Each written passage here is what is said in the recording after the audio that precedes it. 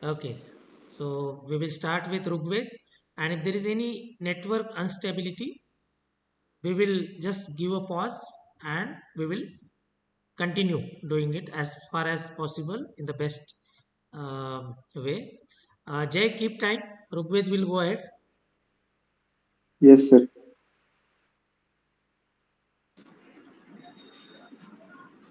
You can start now, Rugved.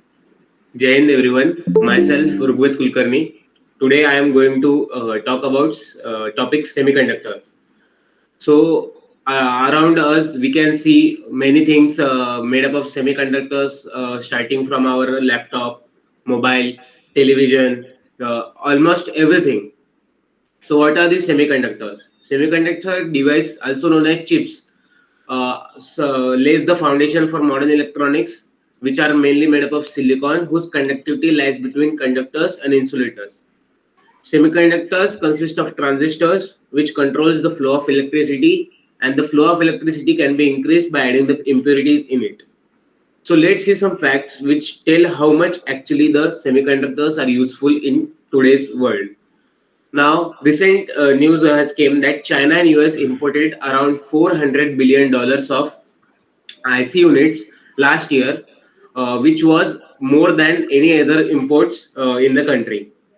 Also, semiconductors are used in drones, missiles, aircrafts, rockets, defense systems, and this is the main reason why Russia is not able to win a war against Ukraine, because major countries have imposed a ban on advanced semiconductors to Russia, and thus Russia keeps using so-called its dumb bombs. Now, 92% of world's most advanced semiconductors are manufactured in Taiwan, and China is the biggest exporter of chips in the world. Now, let's see where does India stands in all these things. Currently, the Indian semiconductor market valued at $26.3 billion, that of which China has $177.8 billion of market. India imports $4.55 billion of semiconductor chips every year. In order to reduce the imports and ensure self-sustainability in semiconductors market, in 2021, the Indian Semiconductor Mission was launched by the Government of India, as it approves a $10 billion incentive to set up semiconductor companies. But due to lack of participation, the scheme was ignored. But now, in June 2024, the government has reopened its window and invited all the companies to participate. Major developments we can see in semiconductors industry in India are: first five facility Last 30 was seconds. introduced in Gujarat and Assam. First semiconductor plant of state in Maharashtra, which will create 20,000 direct jobs and 60,000 indirect jobs. So we can see semiconductors industry is a very milestone industry for future of India, because it will generate employment and reduce the dependability of India in global domain. Thank you. Good, Rugved. This is a classic topic where it is based on your syllabus. You must have studied in your maybe ninth onwards, depending upon which board you are studying. Semiconductor. The word itself is a simple one. You all studied from scientific point of view, but Rugved has beautifully crafted it in terms of data, statistics, how business interests are there. This is how you have to speak on different topics. Semiconductor, a new student may try and think what to speak on this. This is classic case how to speak on any topic when it comes to SSB platform. What is the relevance of semiconductor when it comes to SSB interview in that lecturate activity?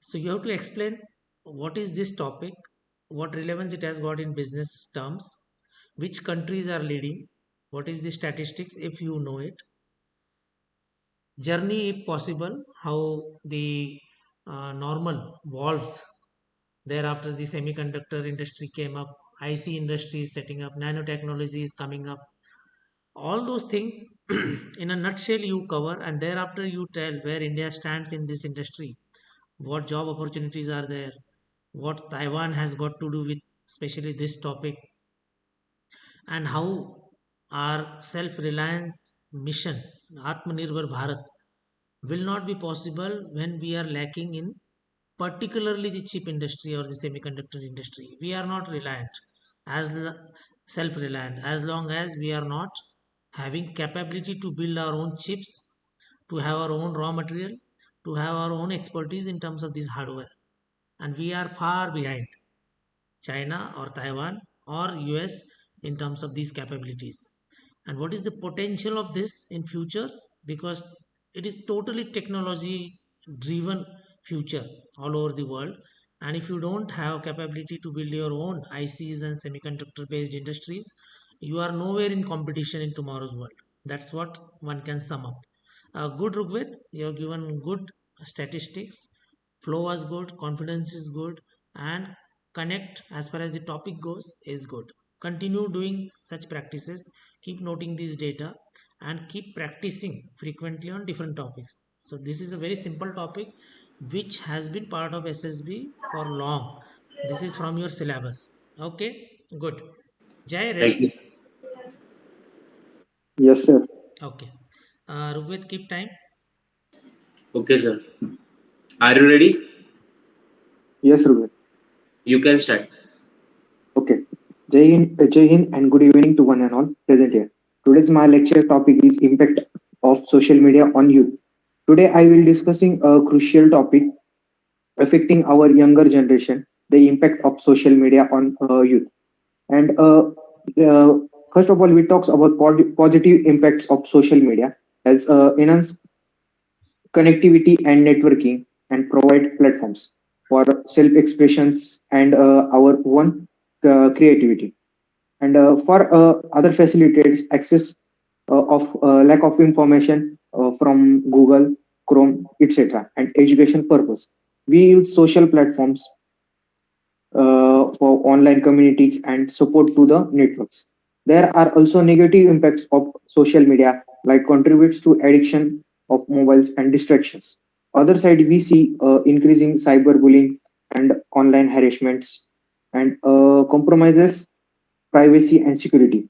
Statistically, we see our India 73% of teenagers age of 13 to 17 use more social platforms like Instagram, Facebook, and other platforms, and that come out from research of government. And 45% of teens reports online harassments complaints in cyber police security. It is the addictions linked to the depressions.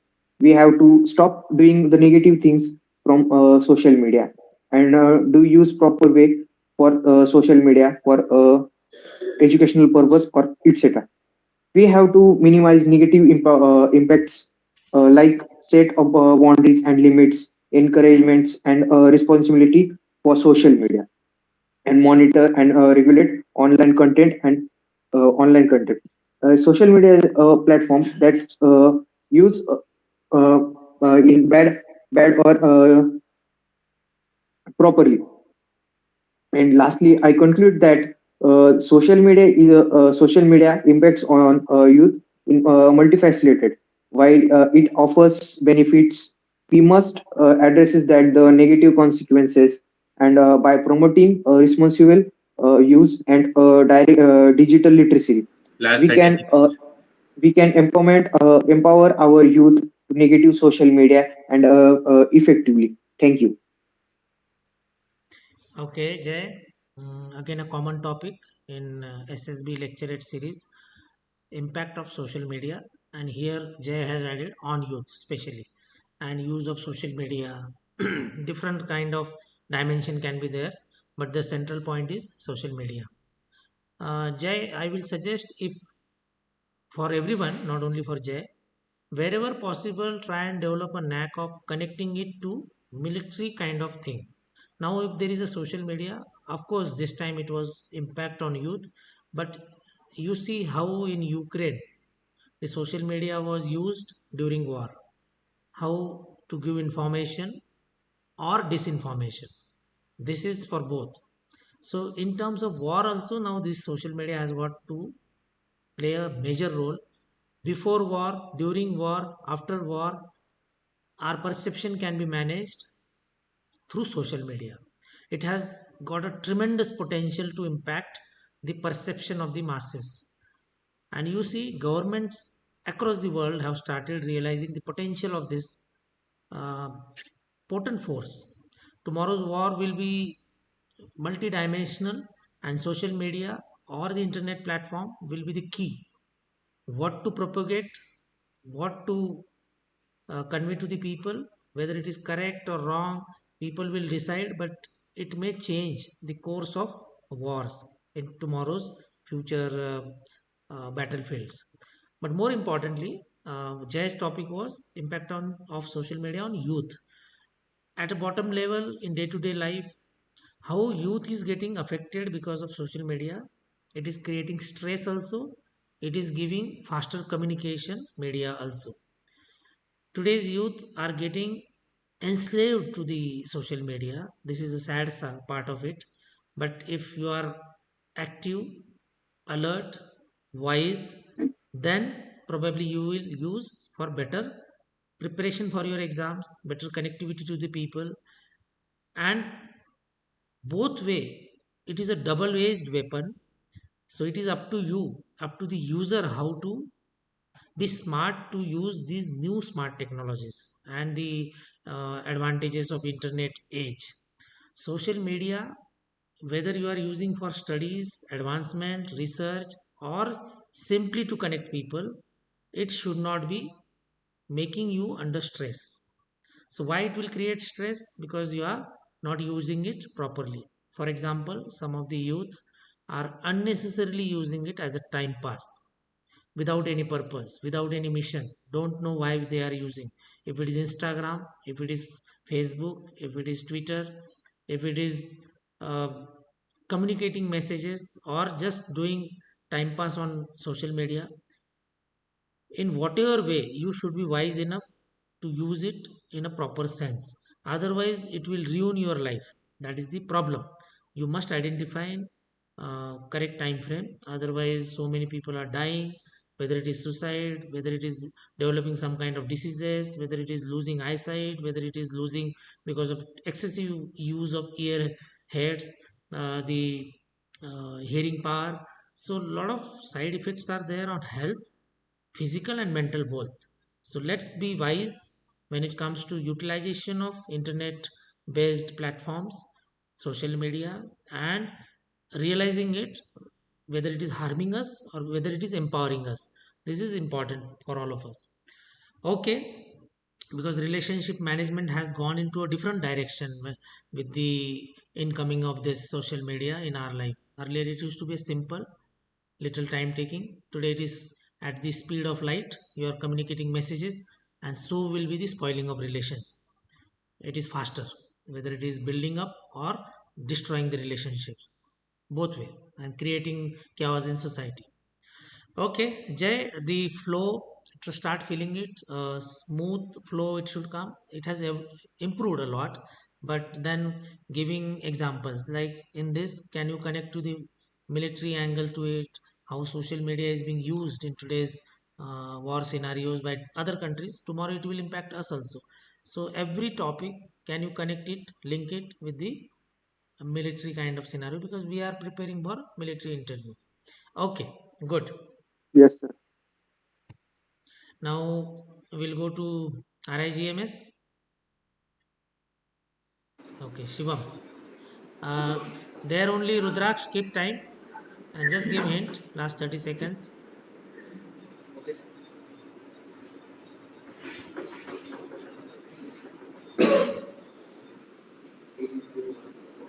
Jai Hind everyone, myself Shivam from class 11A, giving today's lecture. My topic is about G20. The G20 or Group of 20 is an intergovernmental forum comprising 19 countries and European Union. It works to address major issues related to global economy, such as international financial stability, climatic change mitigation, and sustainable development. The G20 members represent 85% of global GDP, over 75% of global trade, and two-thirds of the world population. Establishment of G20. requirement was felt of world-class institutions and aimed initiatives which includes institutions such as were Bretton Woods Twins, IMF, and WBG20 is the latest in such pursuit.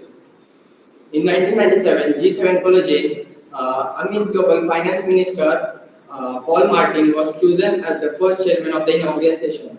In 2008, amid global financial crisis, the world saw the need for a new building at the height of the political level. It was decided that the G20 leaders will meet annually to help the summits. The G20 finance minister and central bank of governors decided to meet their own twice a year. India has joined G20 on 1st December 2022. In 2023, India has hosted the G20 and Narendra Modi was the chairman of the G20 summit. Uh, G20, India's G20, India's G20 priorities are green development, technological transformation, women-led development, etc. The theme of the 2023 G20 summit is One Earth, One Family, and One Future. And also, South Africa will be hosting the G20 summit in 2025, like mentioned. Okay, good Shivam. Uh, G20 is important topic. One must know when you appear for central level services what is G20, P5 or ASEAN or SARC, all those group of countries you must know because when you are preparing for competitive exam of class 1 level, the world level little bit scenario is clear when you speak on these topics or when you write on these topics. That is what is to be seen. G20 last year India hosted. It was a big opportunity to showcase for India what is the development in India. If you see the entire series of G20 meetings all over India, it was spread, especially to the historical monument sites, and in that Chhatrapati Sambhajinagar was also a place and venue for hosting it. Why? Because it was an opportunity for India to showcase the diverse nature of our country, the beauty of our country, and the development where we have reached. Because at one place you may read about another country, but when their ambassadors come, representative come, it is an opportunity to showcase what is the development in our country. Okay, we have been successful in conducting that G20 meet. The G20 countries are a very, very big, important group. Their meetings are important. Their policies, when they say in the World Forum, are important, and world has to take note of it. And we are also a big player in that. Shivam, good. Confidence is growing up, well delivered, and you have to listen to others. And when you practice, analyze, and improve in next attempts. Okay, good. Who is next? Okay, Rudraksh. Someone to keep time from RIGMS?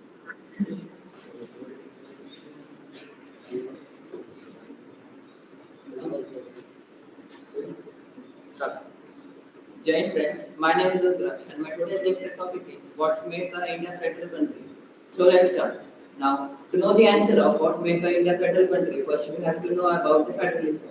Then what is federalism? Federalism is a type of government in which the power is divided among the central authority and constituent units. Like India has three levels. First, union government, second state government, and third is local government. So now there are two types of the federation.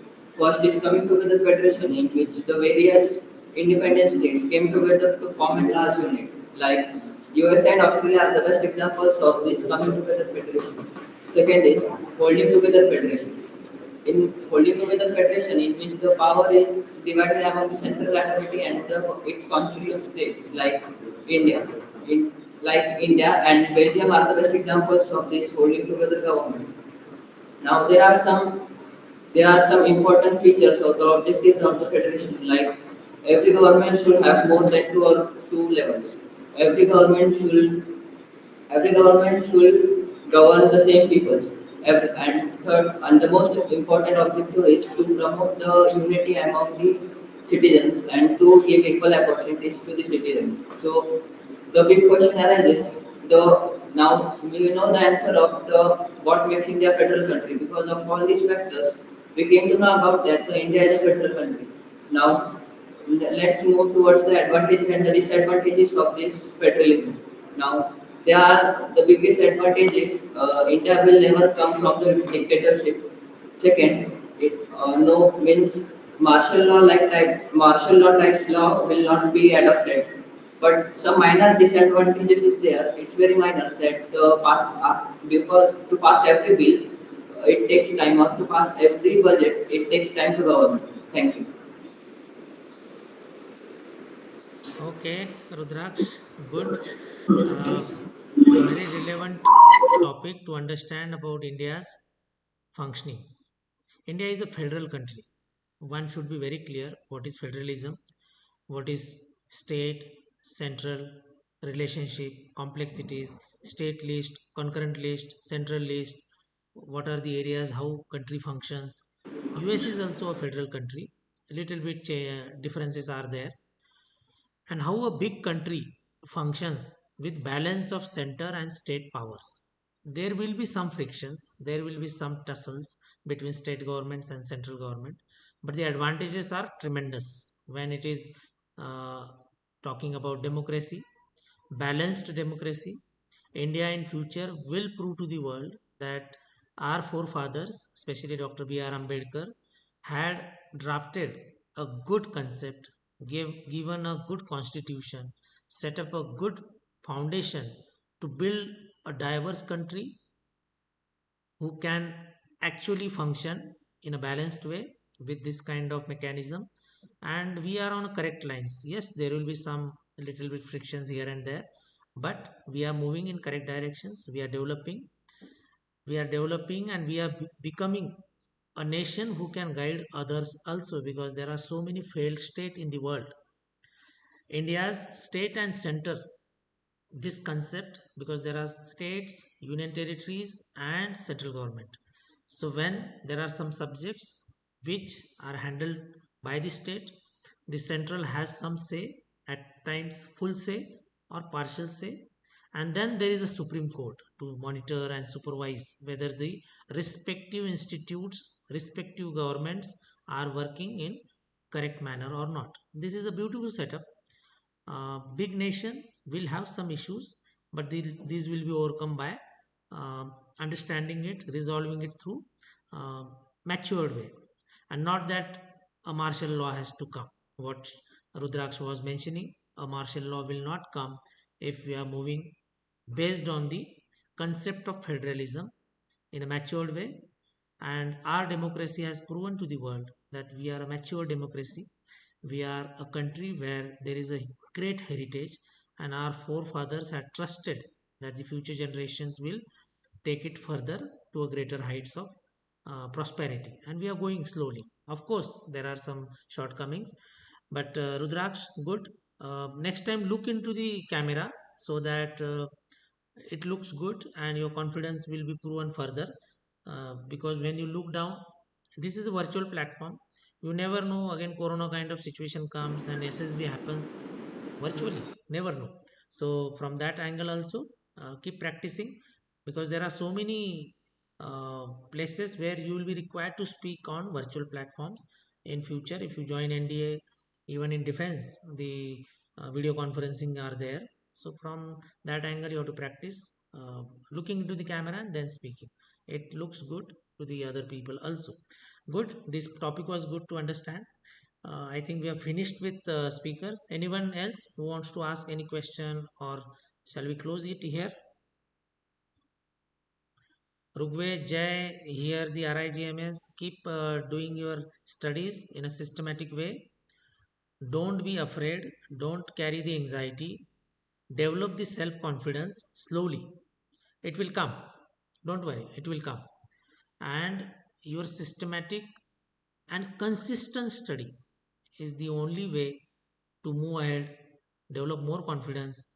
Don't be immature in a way that 2 days you are studying with a lot of josh, and another 2 days you are down, you are doing some nonsense.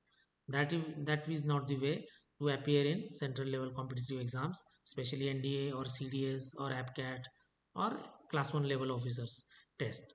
So be consistent. You may be slow, be consistent, clarify your doubts, and the revision is very important. Keep doing more revisions. Okay, chalo, we'll call it a day. We'll end here. Thank you. Bye. Jai Hind. Thank you, sir. Jain, sir. Thank you, sir. Jai